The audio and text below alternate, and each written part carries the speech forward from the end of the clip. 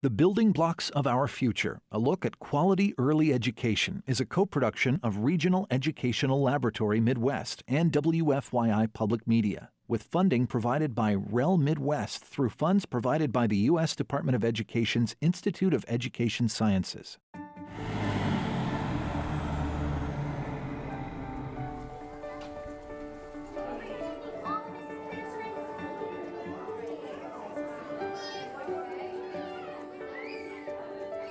We know children in all 92 counties should have access to high-quality early learning, and right now that is not true.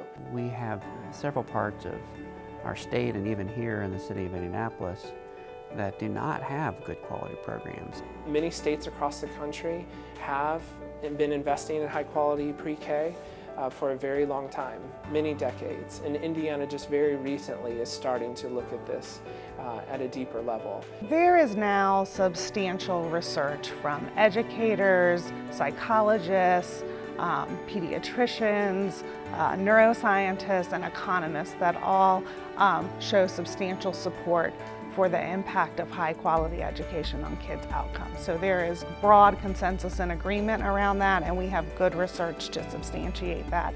The important indicator of that is that it has to be high quality. Research shows that just attending an early education program is not enough to affect child outcomes. It's the quality of the program and the teacher-child interactions that improves school readiness and leads to lifelong success. Little Giants Preschool, St. Mary's Child Center, and Charity Childcare utilize different pedagogical approaches, serve different populations, and are located in different areas. Each of these programs are focused on providing the highest quality education to our youngest learners, regardless of location and socioeconomic status, and have received high scores on Indiana's quality rating system. We have a lot of different entities that are providing high quality early learning. Not one group alone can support our children, and so we have a strength of our combined capabilities working together to support our kids and our families.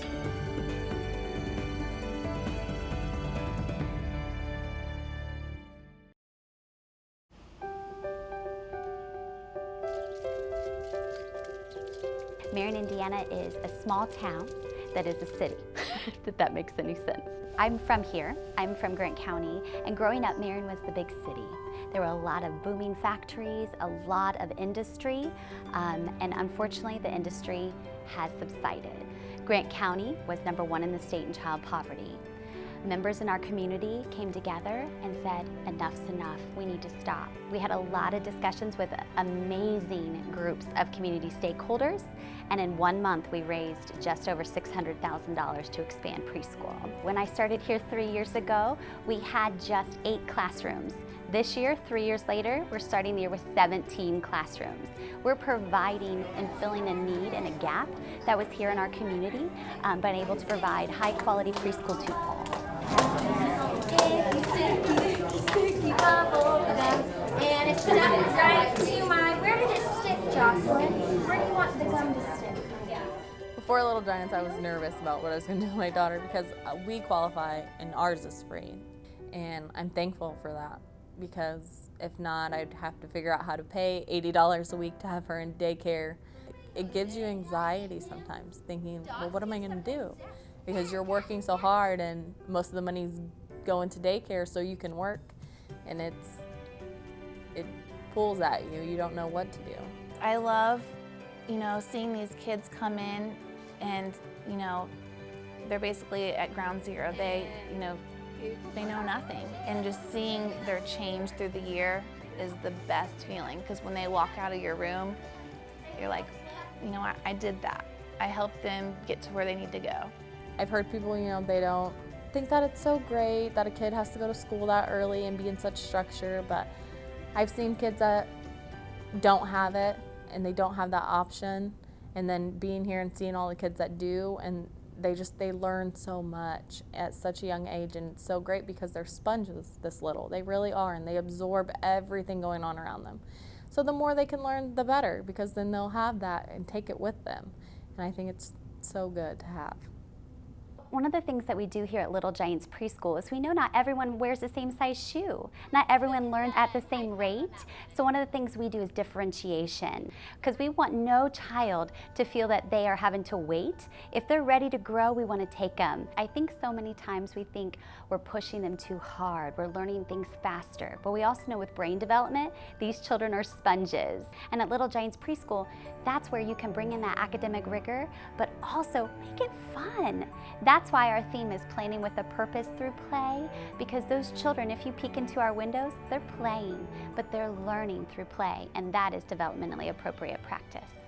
You hear a lot around in the media, and teachers have this feeling that academic rigor and developmentally appropriate practice really are at odds somehow. And I think this is a real false dichotomy and something that we need to address. When we think of academic rigor, we often think of language literacy and math. And so I don't even like that term. I like the term maybe readiness rigor or early learning rigor, because it's really, we need to be providing rigorous in terms of really meaningful, engaging, and fun and stimulating opportunities to young children that support their skills across learning domains. And that includes language literacy and math, but it also includes science, social skills, self-regulation, motor skills, and it has to be comprehensive in nature for children to really develop the foundational skills that they need. And then that is the content, and we know from developmental science that children are capable of really sophisticated cognitive processes. So there's nothing wrong with learning the building blocks of literacy and math and science, but that doesn't mean flashcards and worksheets. And that, I think, is where that false dichotomy comes from. It's the mixing up the content with the method of instruction. And for young children, the method of instruction has to be play-based. It has to be child-driven in terms of choice of how they get to interact with things, and it has to be fun. But there isn't any reason that kind of math shouldn't be fun. So math flashcards for lots of kids wouldn't be fun, but playing with Play-Doh and figuring out how you're gonna share fairly with this Play-Doh between 4 kids, that's a really good way for children to kind of learn how to kind of divide something up into 4 equal parts that is fun and engaging for them.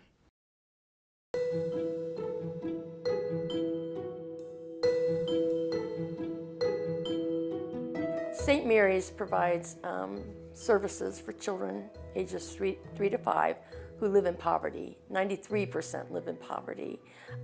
We provide this at 5 sites, and we see about 280 children a day. And our program is inspired by the schools in Reggio Emilia, Italy. It's based upon the belief that children have 100 ways of knowing the world, 100 ways of learning and 100 ways of doing. That some children are visual learners and some children interpret the world through art, and we tend to teach in 2 modalities, math and literacy. We tend to stress that it's language, language, language. Well, there are other languages. And this is the way the child can show you what they know. It may not be in the traditional writing method, but they can show you that they understand something powerful. So that 100 languages concept started early on in their work.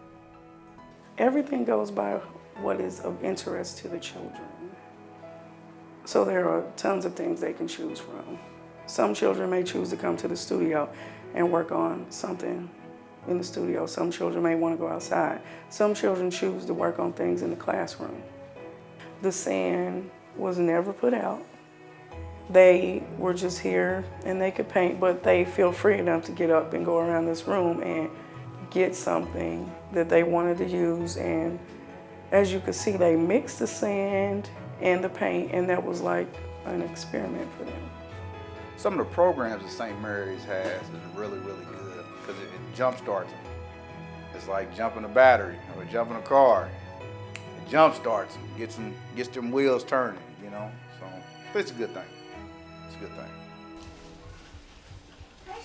the practices that are being done in Emilio Reggio instruction are based in good developmental science. Reggio Emilia, it's really an approach, it's not a curriculum, so it's also harder to test. You missed your turn. Go into. We also provide a 1 to 7 child to adult or adult to child ratio, so it's very low. We have bachelor degree teachers. We've worked really hard to get their pay up to being very close to what the public schools pay.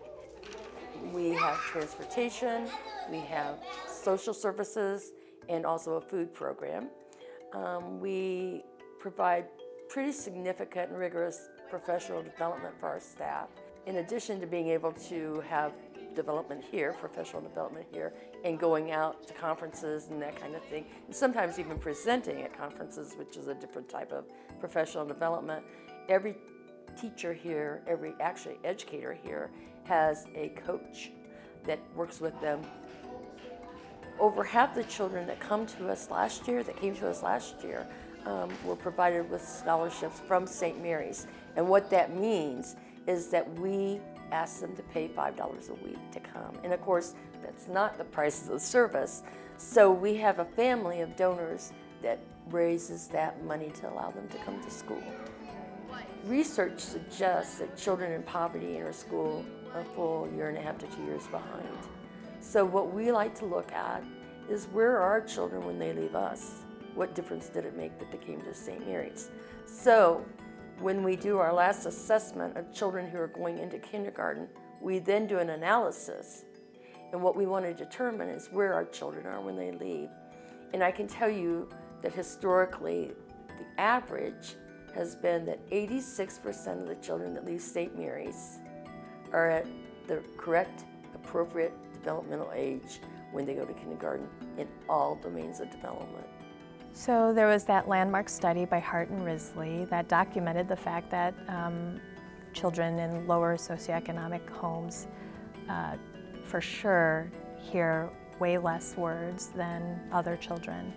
Children, when they start school at kindergarten, if they are already behind in certain domains of development, it doesn't matter what kind of school they're in, that gap never really closes entirely.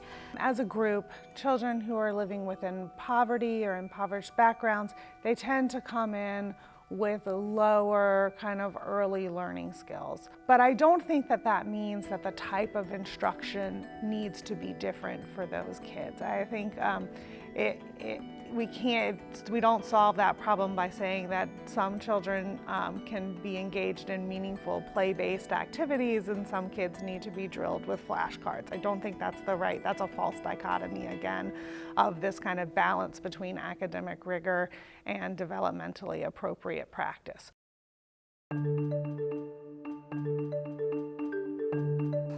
Charity Child Care, 20 years ago when my father started it, was the first infant care provider in the community, in the area. Over 80% of the children that we serve directly live in this community. When we first started going to charity, it was much smaller than this, and there wasn't that many people. I remember Pastor Thomas, he used to come and pick us up from home. And those types of things, they mean a lot to us. I definitely love what I do. You know, I never know what their situation is at home, but I want them to understand that when they come here, they have safety, a safety net, a place where they can be free and learn to grow. And I just try to incorporate that in my classroom. So you got to paint it. What color are you painting? Indiana's Path to Quality system is what we use to characterize a program as high quality. So we currently look at levels 3 and 4 of that system, and providers access that system in order to make sure that their buildings are, a great learning environment for children, and staff have the tools that they need, and curriculum and other components of being high quality. Level 1, you're looking at your provider eligibility standards. So you're looking at the pure environment that the children are learning in. Is it safe? Is it secure? Is it clean? And then you look at levels on up. Level 2 is going to, you'll be moving into things like, do you have adequate staffing? And once you continue moving up the system, level 3 is more looking at the pure teaching and learning environment. When you walk into a pre-K classroom or an infant toddler classroom, do you see the areas of the classroom where you know children are going to be engaged in their learning and they're going to be working with adults who care for them? And then our level 4 system at the end is looking at national accreditation. And so we do have a lot of mixed delivery providers across the state. Our public schools, we have licensed child care centers, Head Starts, who are all moving into looking at that national accreditation as that highest level, because we know that if they are working towards that, they are going to have better qualified teachers, they're going to have staffing ratios that are at their optimal level, and that is a metric that we can say, yes, we're doing the highest level of quality that we can for children. So what's the first thing that we do?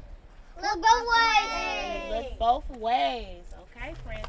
Very quickly. What's my purple To even begin the pastor quality process, we had to change our operations from what we had always known to do to actually begin operating as a licensed center. So things that were not even required for us, for our building, for our staff, for our curriculum, for our environment, we had to then implement. And once we implemented them, we were like, why have we never done this anyway? So that was just to get on level 1.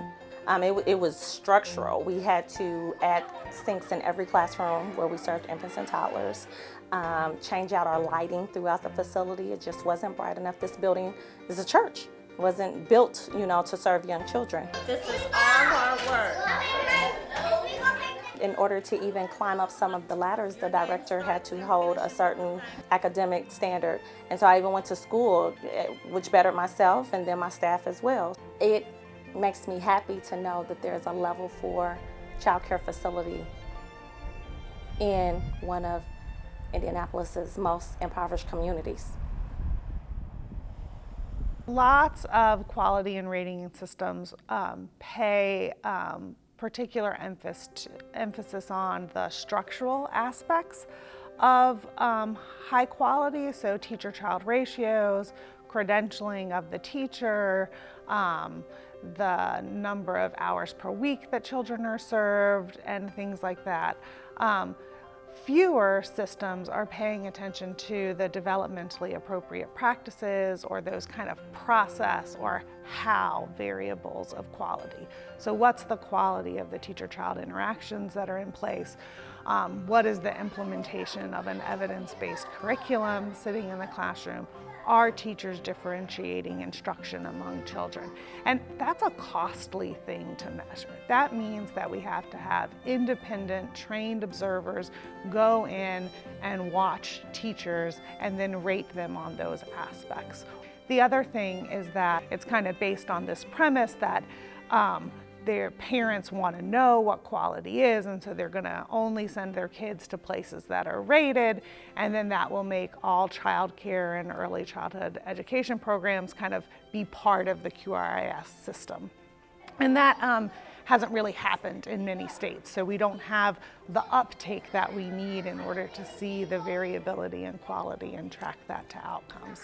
And then there has been some recent research showing that kind of what I would say is it's telling us that just access doesn't equate to good outcomes on kids. That the mere kind of being in a state-funded or federally funded preschool program is not the same as being in a high-quality preschool program, and we have to be paying attention to that. And it really, we should be focusing on the interactions that the teacher is having with the child and the content that is being provided and the opportunities that are being provided to children. 5, 4, 3, 2, 1. Bailey. What I hoped my children gained the most was the social, emotional aspect of the preschool environment. Academics are always important to me, but I felt like I did a great deal of that on my own, and they went into preschool already prepared. But the social, emotional, and handling their emotions, making friends, and making those connections was the most important part for me. There's actually very good research that really shows that children's early social, emotional, and self-regulation skills are predictive of children's third grade reading and math skills over and above their kindergarten reading and math skills. So we have some good longitudinal evidence for that. There's also some studies of these kind of seminal preschool experiences and experiments that occurred kind of in the 60s and 70s, the Perry Preschool Project and the A.B. Sidarian Project, that really had a comprehensive focus on what high quality education was, and it really did have a strong emphasis on the social, emotional, and self-regulatory skills, and they really think that that was an important component for the long-term kind of life skill gains that those individuals experienced over time. There's a lot of changes that are happening in a child's brain, and as you know, the brain is sort of the master machine. But specifically in the first 8 years of life, there's so much going on. It's not just genes and what's inherited, but it's also strengthened and nurtured by the environment and what happens day to day with that child. So those early experiences are so important. There's been one landmark study called the Adverse Childhood Experiences Study that was published in 1989 that really showed the link between adverse childhood experiences and lifelong health. So children who face adversity, who are not nurtured by their parents for whatever reason, those linkages in the brain architecture are weakened, and they actually suffer a lot of toxic stress. And children who have, one or several or more of these adverse childhood experiences actually are at increased likelihood of poor health through their lifetime. I think the focus on social emotional development in early childhood is so important because it lays the foundation for that child's grit, their perseverance, so that they don't get frustrated and just give up. Yes, we all get angry, we all get frustrated, we all have those negative emotions, but over time, we also learn what we can do instead, how to adapt to those stressful situations. And that's what we want our future adults to be like. We don't want them to necessarily face adversity and just stop and not succeed. We want them to keep going. Sometimes we do things when we don't understand where children are that make children think they can't learn or that they think they're failures. And when you think about that a child's self-esteem is relatively fixed by the age of 8, and self-esteem is about competence and worth. And when you make a child feel incompetent or that their ideas are not worthy, you've impacted their self-esteem, and that will carry on with them. So when you think about how fragile and important those foundational years are, not only for cognitive learning, but how do I see myself?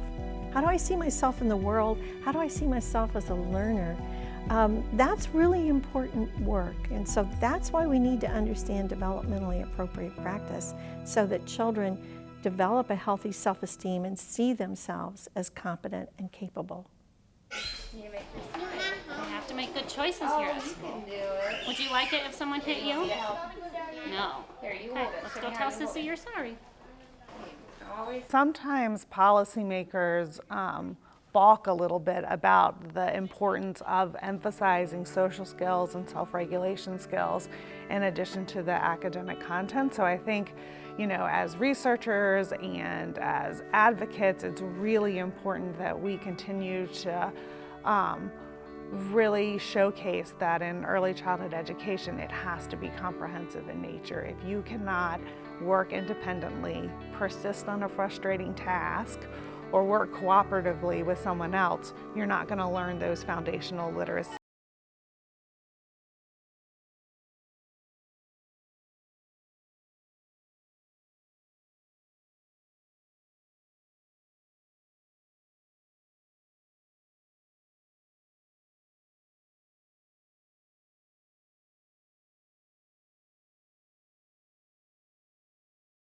one day last year, I had a student that was really just struggling with their behavior, with writing their name, and one day they just it was like an aha moment. It just came together, and I think truly it was the work of myself, my assistant, the parents, all of us working together and helping that child, and it just kind of clicked. And it's just, you can tell that's one of the things that's so great is you can see that your work is truly paying off.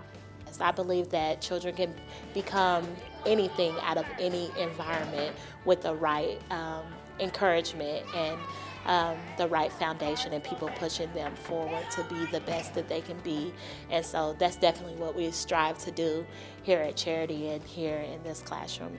I would just say in general, the thing that I want to say most to parents would be an advocate for your child's education. That's what Little Giants Head Start taught me the most at such a young age for them, was that I am the most important advocate for them. If I want them to succeed, I have to be behind them. It's like you have 20 children a day, and like they're all yours, and you want what's best for them, and you want to take care of them, and they frustrate you just like your own little one at home would, and it's great. It is. I love it. I've always loved kids, so working with them such close all day long is